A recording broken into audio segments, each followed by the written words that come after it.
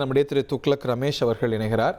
திரு ரமேஷ், ஒரு ப்ரீ போல் ஆப்பர்ச்சுனிட்டியே எக்ஸ்ப்ளோர் பண்ணவங்க இன்னைக்கு ஒரு போஸ்ட் போல் அலையன்ஸை தாவேக்காவோடு துணிந்து எடுப்பாங்களா? அதுக்கான சூழல் வந்திருக்கிறது, வாய்ப்பு கணிந்திருக்கிறது, இந்த 5க்கான மவுசு கூடி இருக்கிறது. ஸோ காங்கிரஸ் எந்த திசையில் போகக்கூடும்னு நீங்கள் கருதுறீங்க? உங்கள் சோர்சஸ்ல என்ன சொல்றாங்க?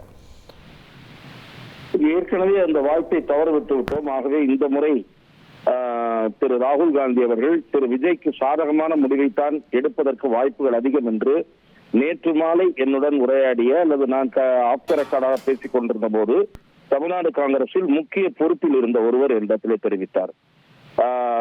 ஏற்கனவே சட்டமன்ற தேர்தல் சமயத்தில் தாவேகாவுடன் போக வேண்டும் என்பதுதான் பெரும்பாலான நிர்வாகிகளின் கருத்தாக இருந்தது.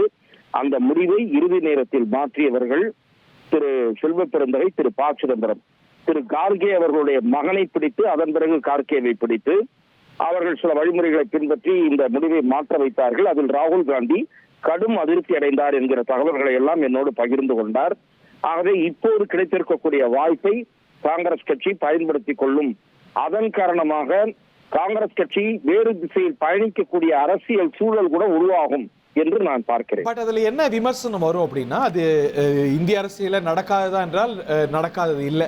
பட் என்ன ஒரு இயல்பான விமர்சனம் எதிர் தரப்புல இருந்து இதை விமர்சிக்கிறவங்க வைப்பாங்க அப்படின்னா, நீங்க விஜய்க்கு எதிர் நிலையில நின்று விஜய் எதிர்த்த திமுகவோடு அவர் எந்த கட்சியை தீய சக்தின்னு சொன்னாரோ அவங்களுக்கு ஆதரவாக வாக்கு கேட்டு வென்று வந்த எம்எல்ஏக்கள் இன்னைக்கு நீங்க அணி மாறுறீங்களே, இது அறமா தார்மீகமானு விமர்சனம் வரலாம்.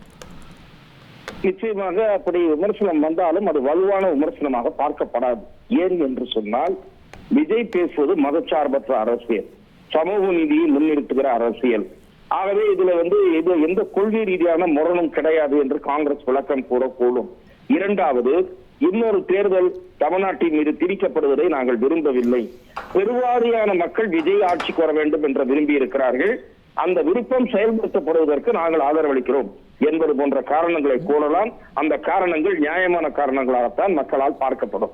1,28,00,000 மனங்களை வென்ற தந்தி டிவி யூடியூப் சேனல். தவிர்க்க முடியாத தம்ப்நெயில், கலக்கலான கான்டென்ட்ஸ். நீங்களும் இந்த குடும்பத்தில் இணைய இப்பவே சப்ஸ்கிரைப் பண்ணுங்க. அசுரபலம் கொண்ட எங்கள் டிஜிட்டல் கரங்களில் உங்கள் விளம்பரங்களை சேர்க்க வாட்ஸ்அப் பண்ணுங்க. 8939888838. Email advtthanditv@dttv.in.